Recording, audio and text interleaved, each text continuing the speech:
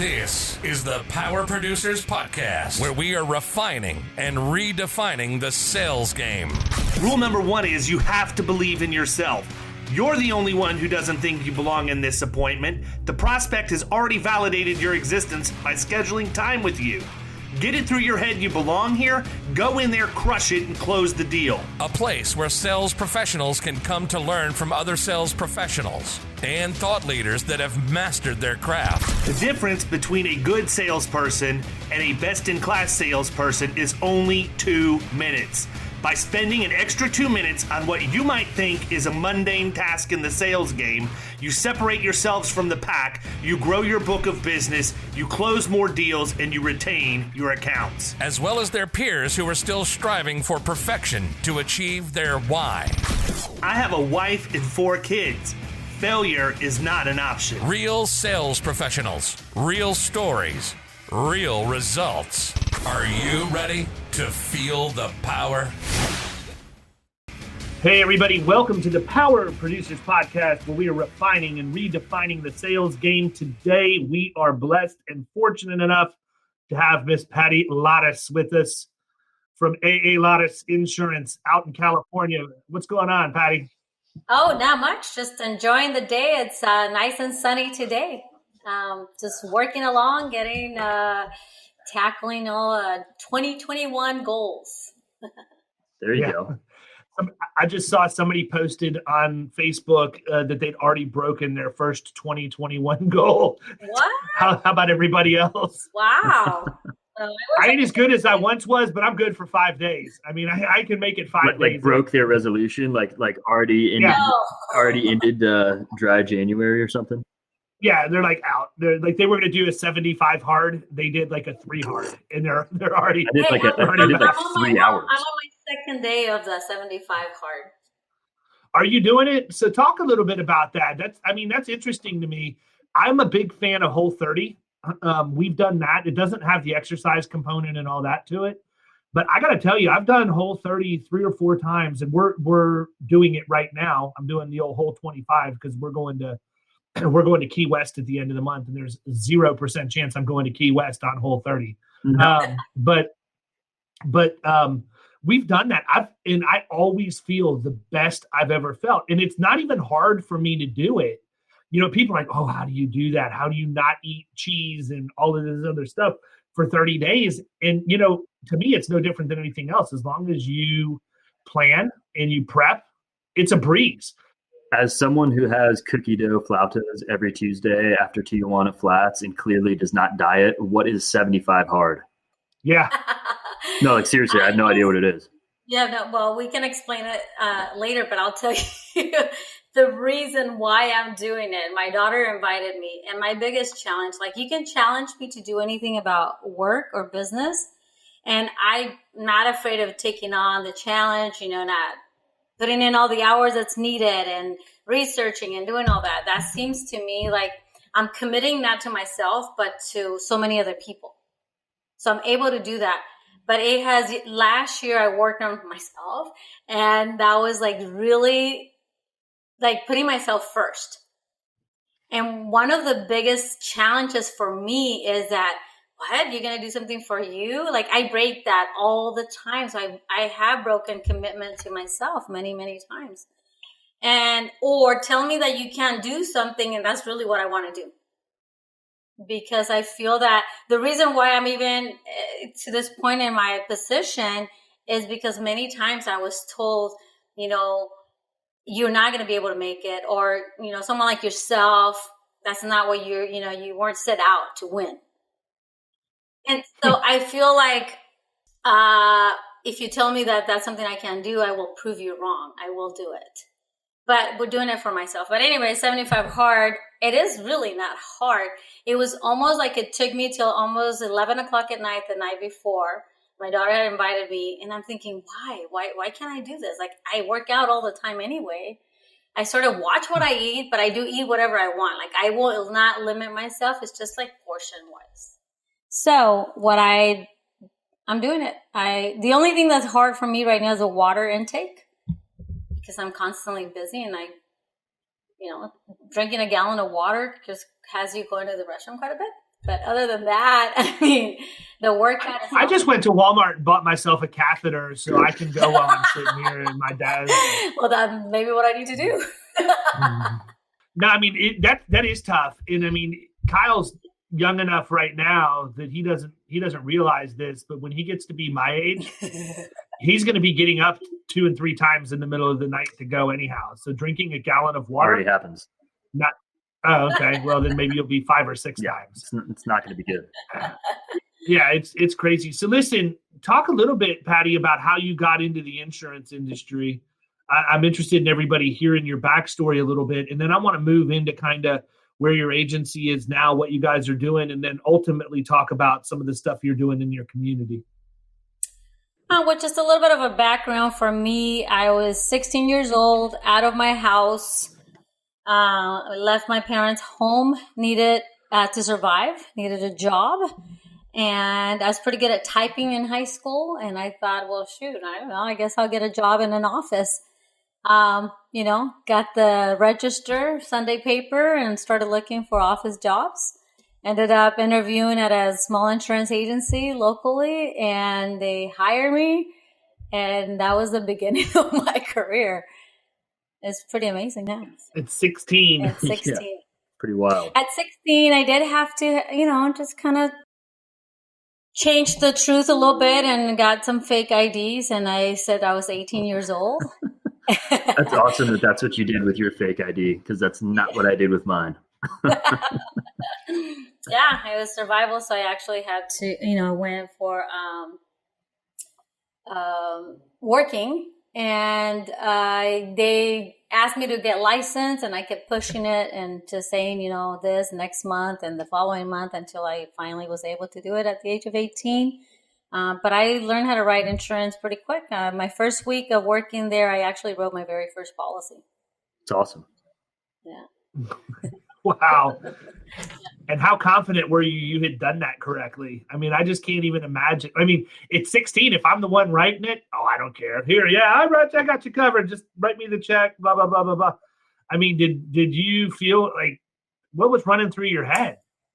Looking back now, I think I did a pretty good job. Did I know what I was doing? Absolutely not. I still don't. So you're safe. No, yeah, that's true. Not just kidding. Not about you, but about me sometimes. I remember his name. His name was Frank and Marie Garza. And we typed the applications. I was typing. And we quoted, I'm really good at multiplying and all of that because I actually figured out the rate with all the factors. You multiply the liability, the UM, the medical, comp, collision. So I'm pretty good at that. It's just the underwriting. Someone checked whatever I did for them, and then I just had to type the information onto the application. Wow. Yeah, so. Typing's the worst. Especially on a typewriter.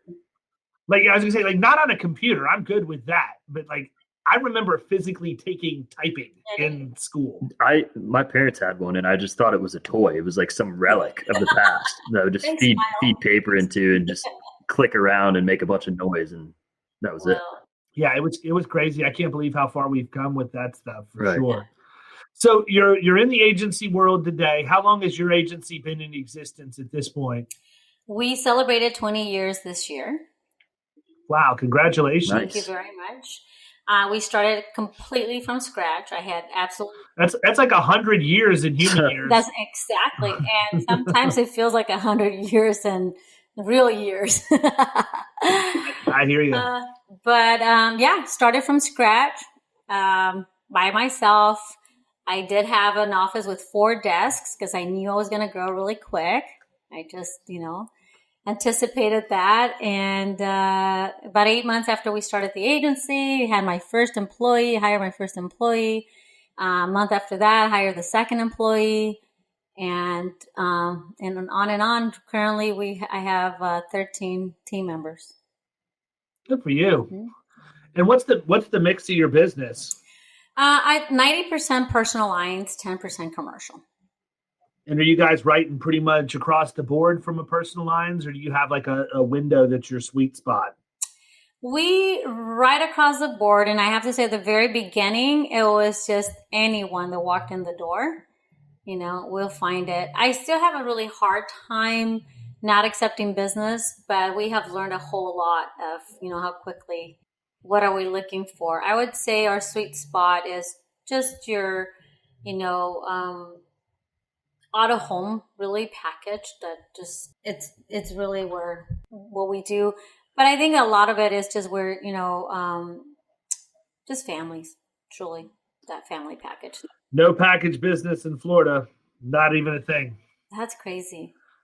Yeah, we don't have that ability. I mean, and it's getting worse. I talked to a lady today that is one of our, actually it was Danielle from Little Dog. Yeah.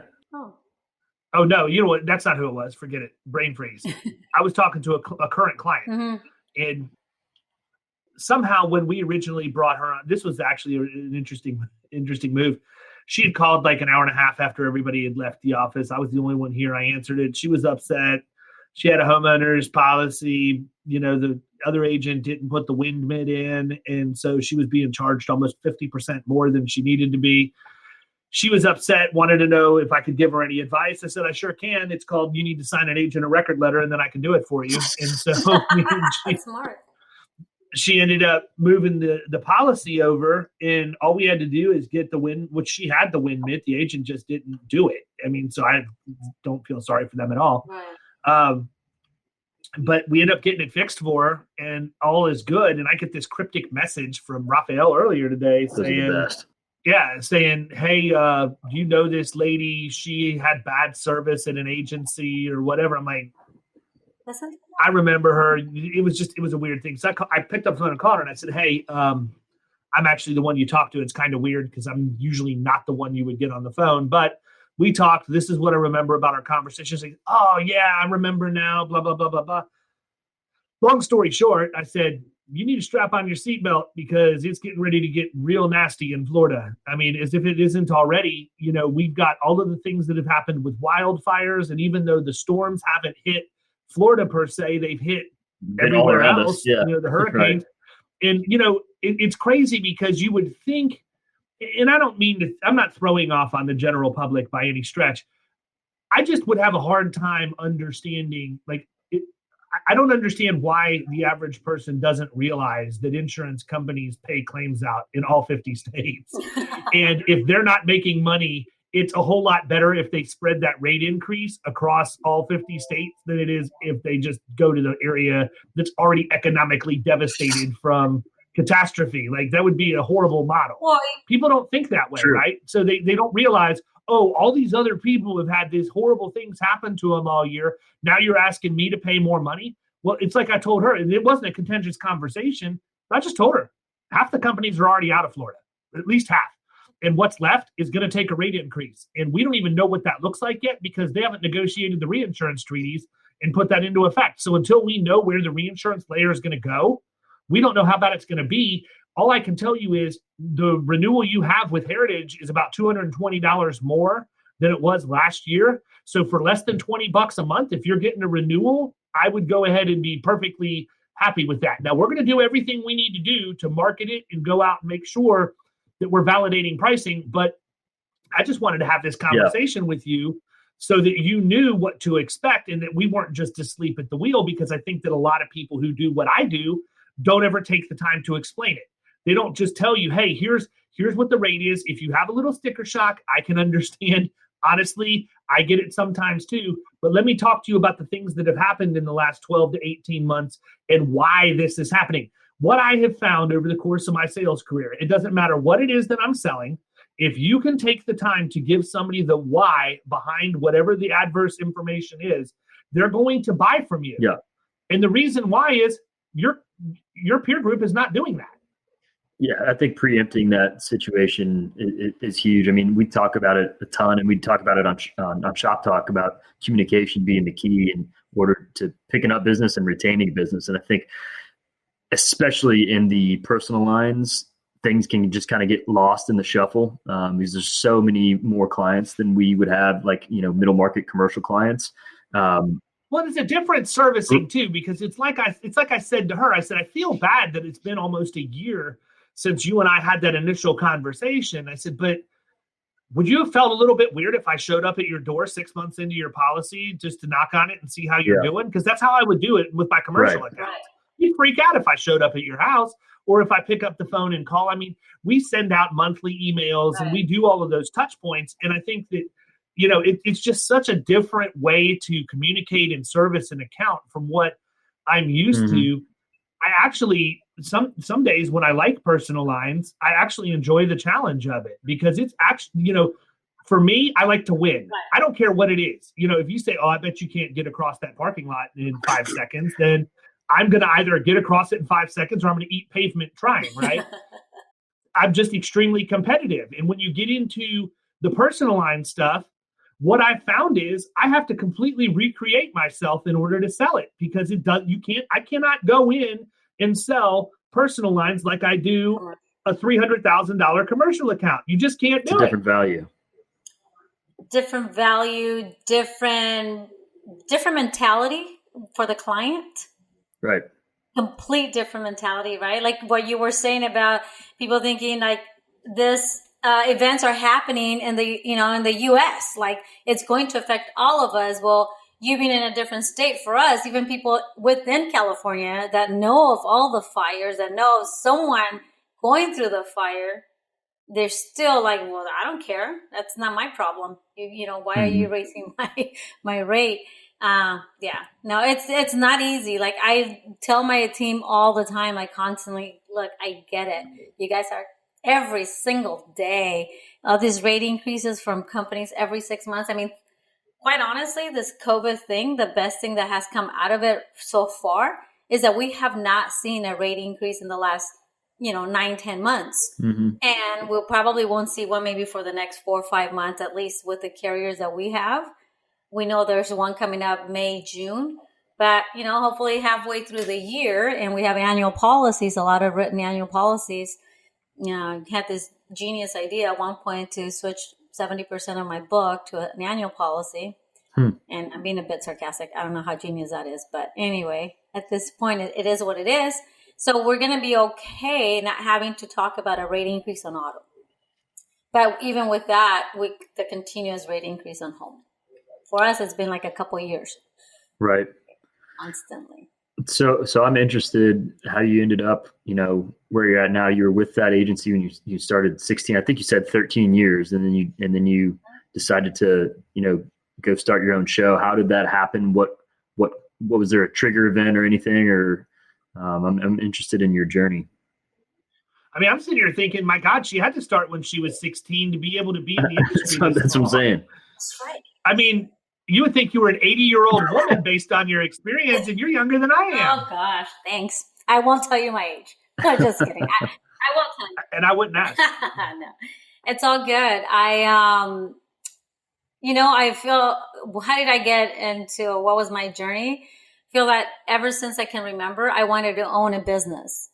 Was it insurance? No, probably never even had a clue. But I also didn't have a clue what type of business. I just wanted a business, right? So Sure. During my journey at the agency, I fell in love with what I did. Truly, somehow, I don't know when, but it clicked. Like, I'm protecting people. I love to hear stories of how people have created their empires. And so, especially business clients, I love to hear their story. And for whatever reason, I always ask how they started. And so I knew that I wanted to do that. I approached my boss and said, hey, I'd love to, how do I do this? I was assured that there was no way I could ever own my own insurance agency business without her support. And so you hear something enough times that I thought, well, that's probably true, And then one of the carriers we had, very particular in a particular way of really appointing, agents. Mm-hmm. And one thing I knew, that's true. I don't have a whole lot of money. I am very good at what I do. That I do. I can tell you, and I'm proud of it because I sold, I would say 85 to 90% of our business in that agency. Wow. And I mean, I serviced, I managed, I did payroll, I did it all. So that was my school. And so going on my own didn't seem scary at all. Although I didn't know what the heck I was talking about, but it didn't seem scary at all.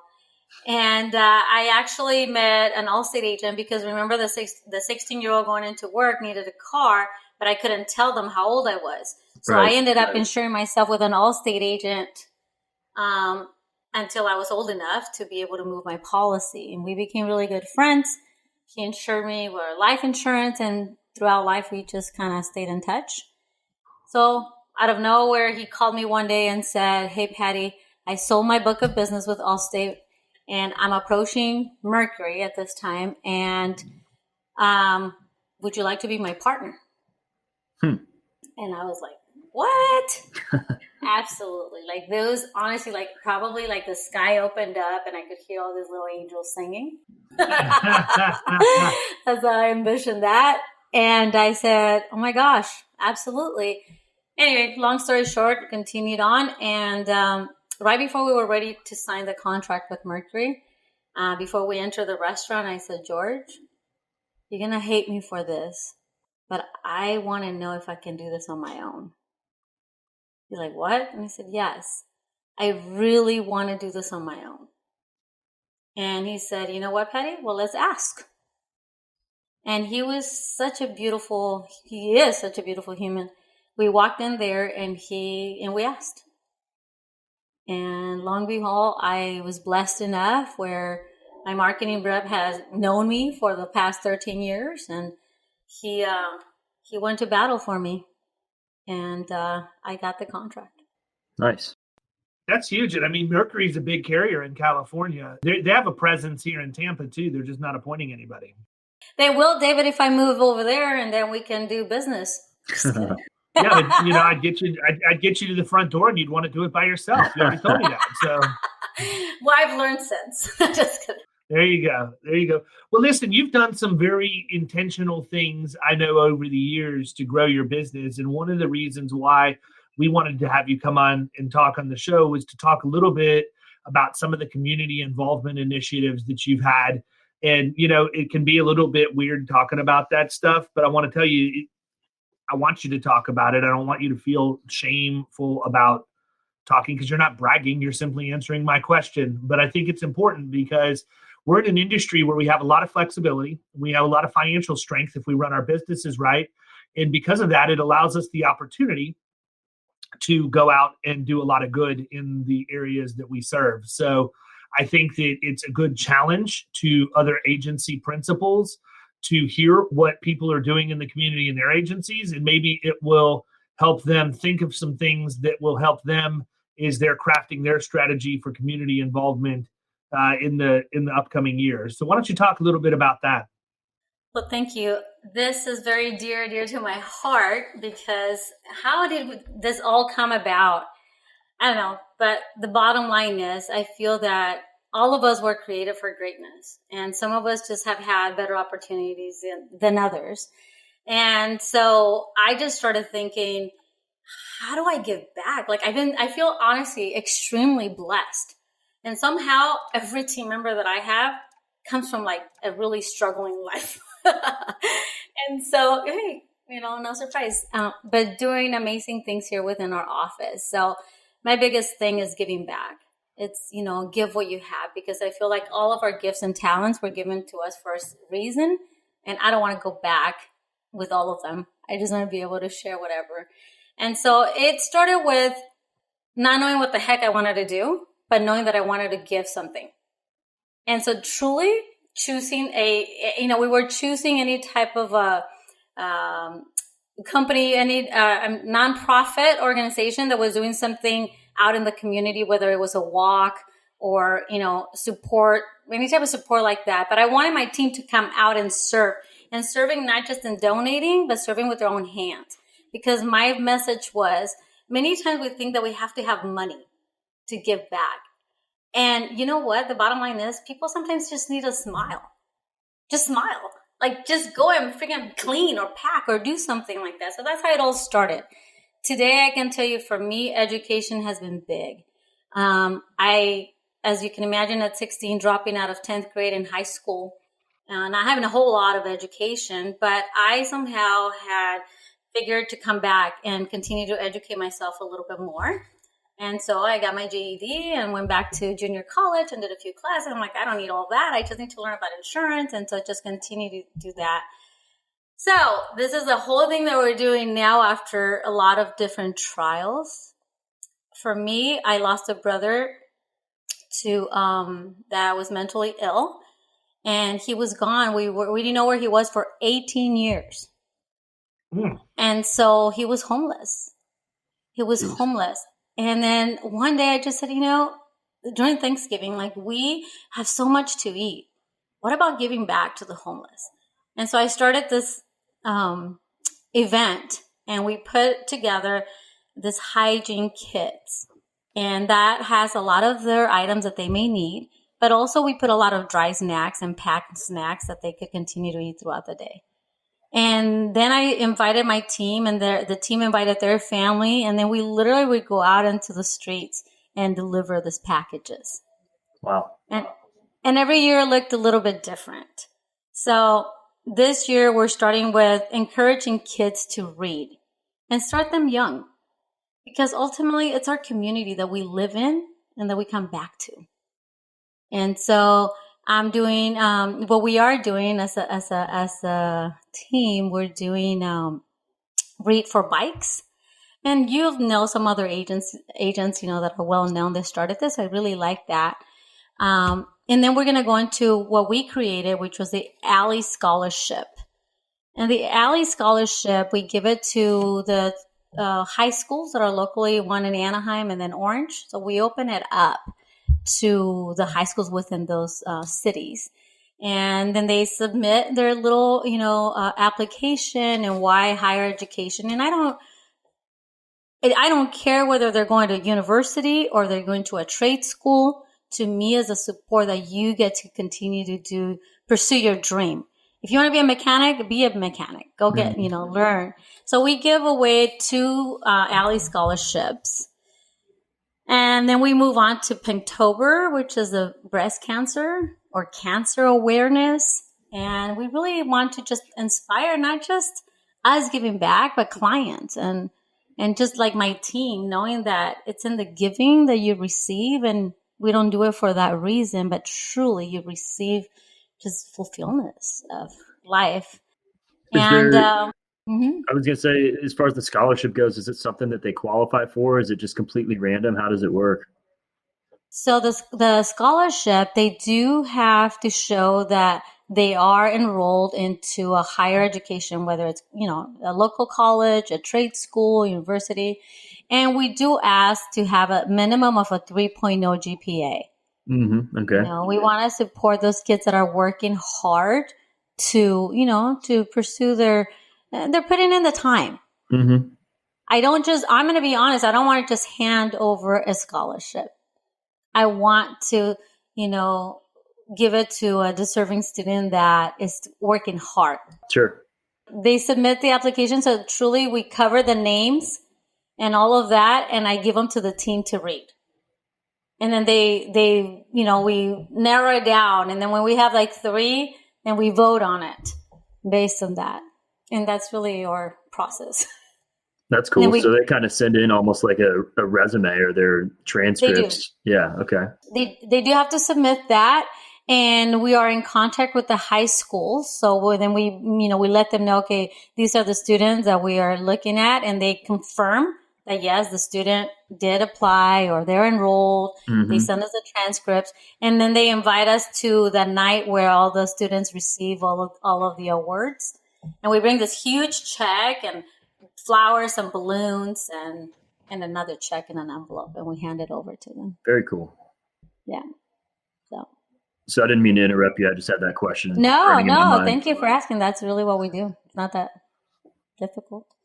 We do, like I said, then for me, the giving back this year, we will stick to breast cancer angels. Mm-hmm. The reason why we do breast cancer angels is because they literally help the families, while cancer completely can take so much from any family, but this organization, they literally help with groceries, and all 100% of the funds go to the families.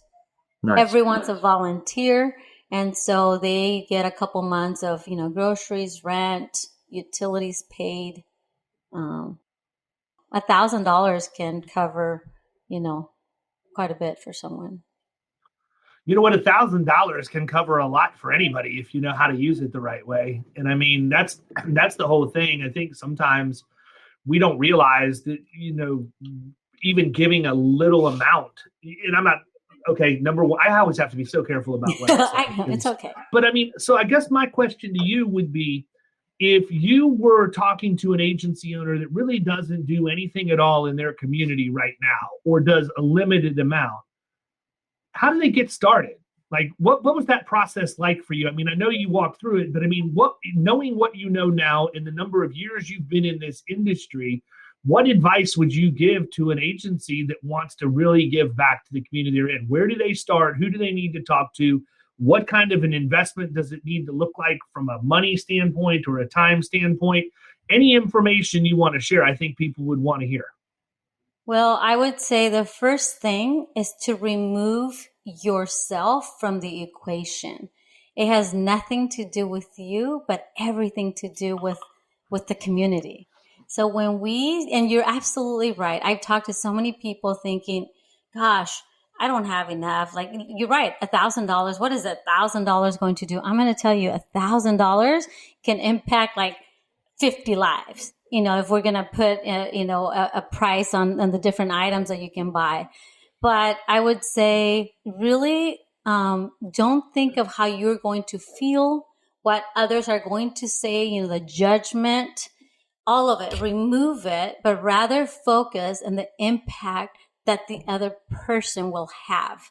And I don't know about you, but when you're having a really hard time, a hard day, and you're just walking and someone happens to smile at you and say, hey, how you doing today?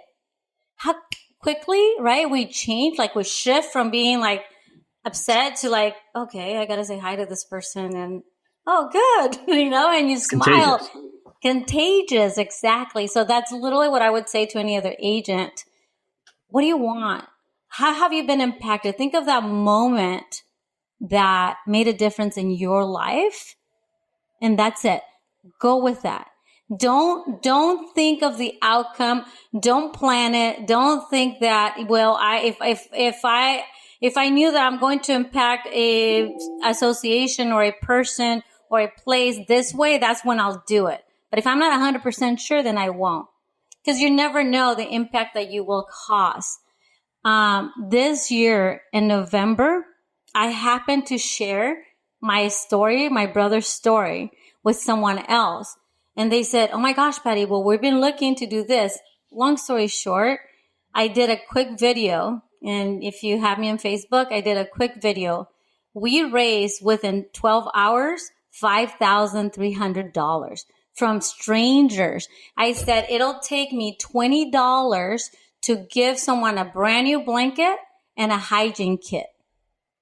And how many do you want to sponsor? Well, the center where my brother is, they have 130 people.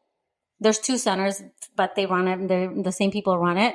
I ended up with all that money that not only did we gave them 130 blankets for the people that were there and those kits.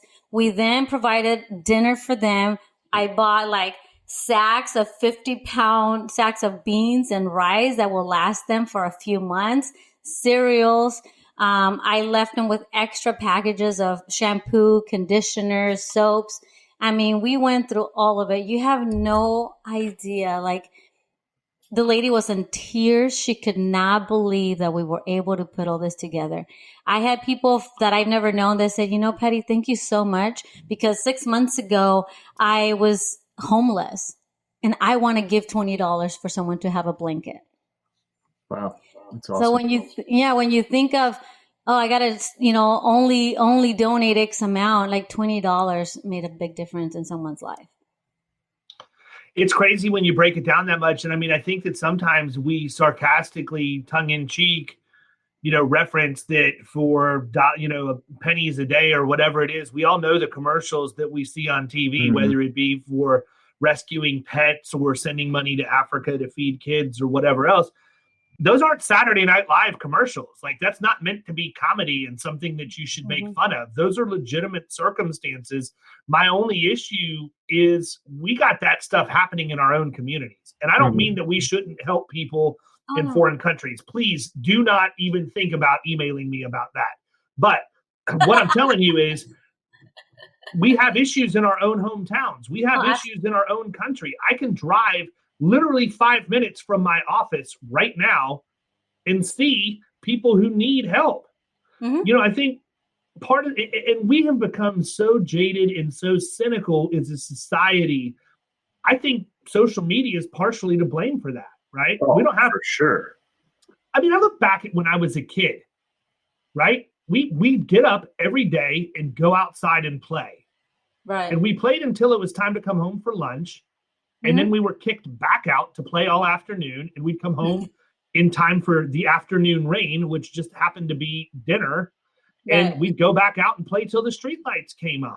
If we got in an argument with somebody, we'd get in a fist fight, sort it out, and we'd play together again later that day or the next day. We were very community oriented. We were involved in other people's lives in person.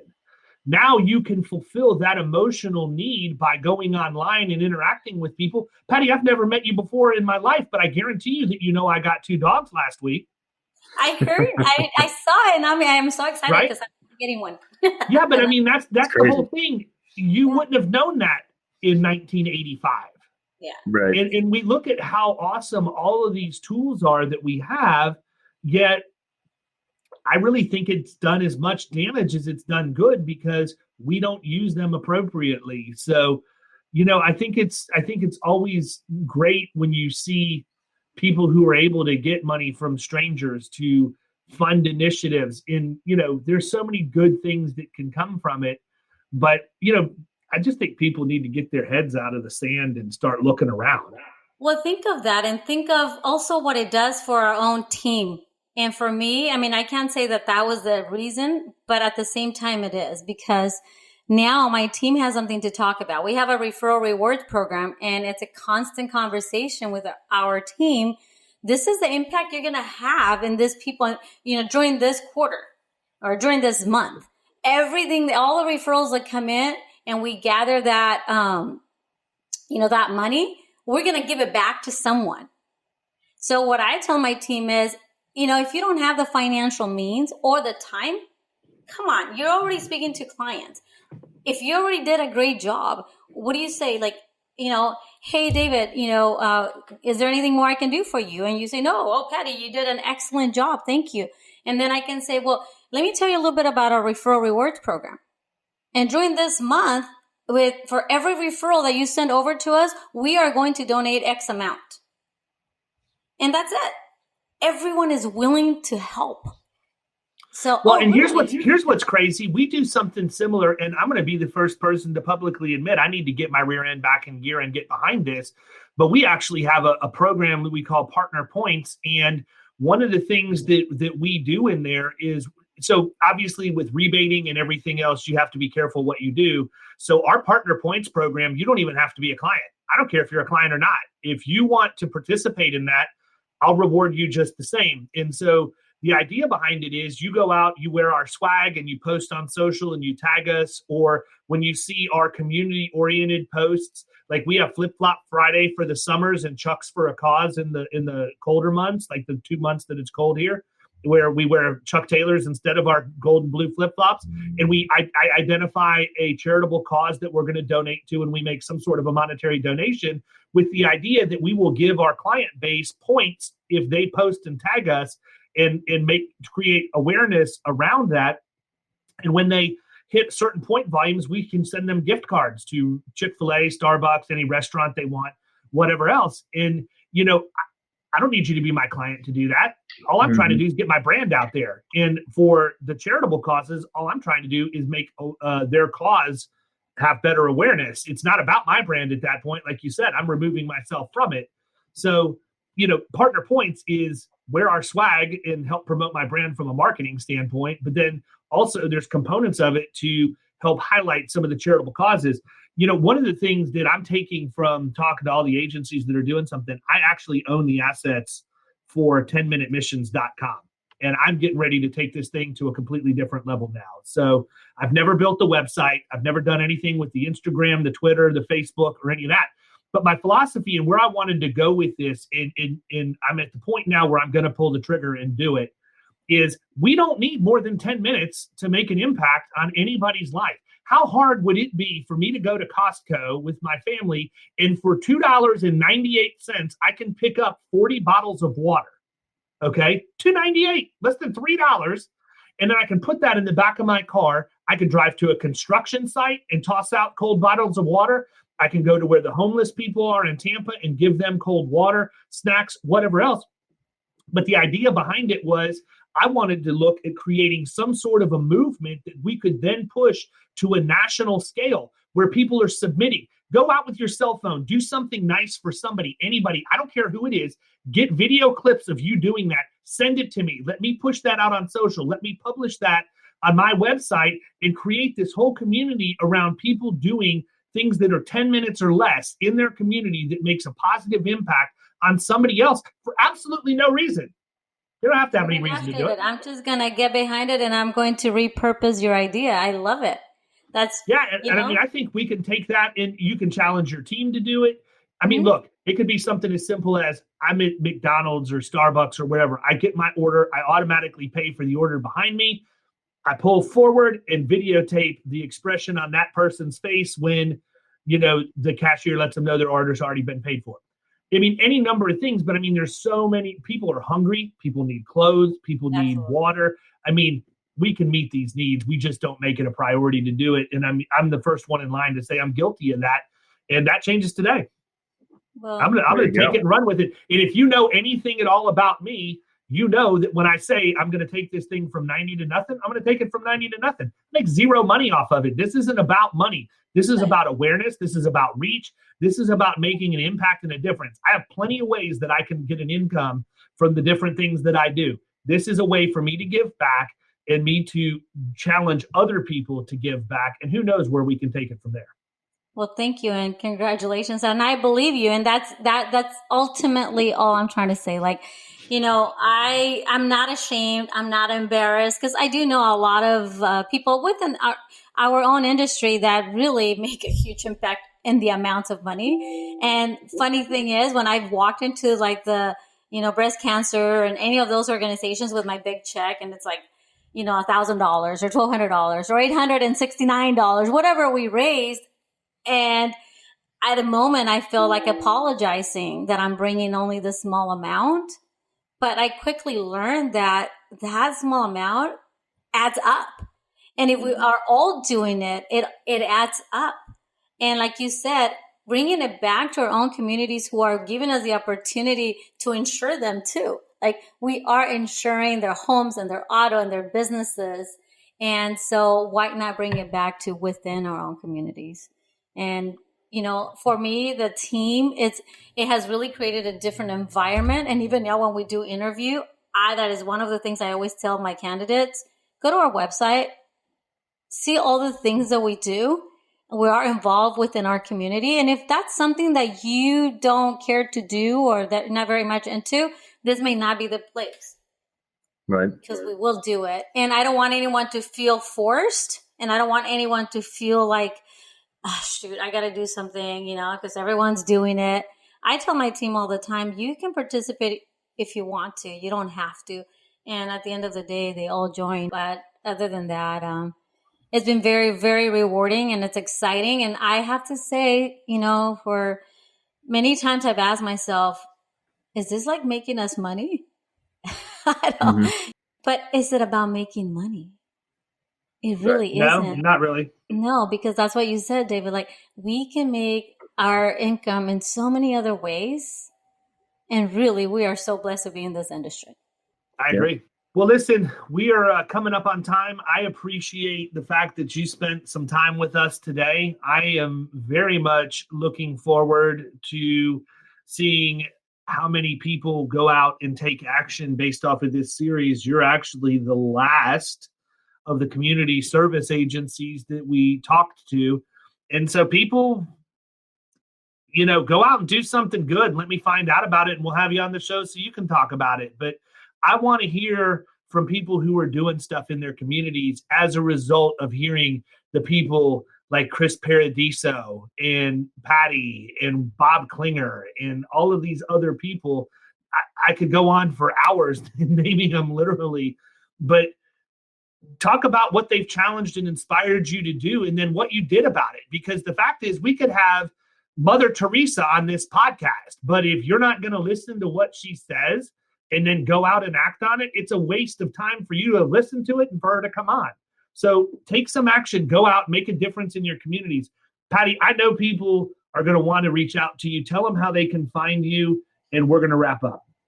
Absolutely. And I have a lot of processes already in place. So please feel free to reach out to me. I can share everything that we've done and we put together to a checklist of what you can do. My direct line is 657-208-7923. And it is not as difficult as it may sound. It truly is a joy, and it beats, talking to someone about a rate increase. It's a lot more fulfilling and rewarding for sure. Hey, sometimes we need it to offset the other stuff we deal with all day, right? I don't dispute that at all. Patty, thank you so much for taking time out of your day. I really appreciate you coming on, and I'm thankful that we got to talk to you and hear about your story. And just keep up the good work. You're an inspiration to a lot of people. You don't know this, I don't think, but while we were doing this, I took a screenshot and put it on Facebook to let people know who we were talking to.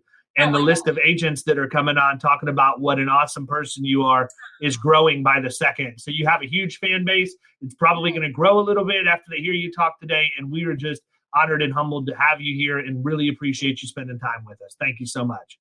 Thank you, guys. Thank you for doing this and great work. I mean, thank you so much. I'm honored, and I feel very, very blessed to be here with you.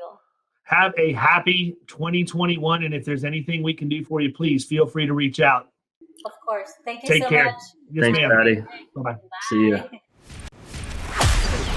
You've been listening to the Power Producers Podcast.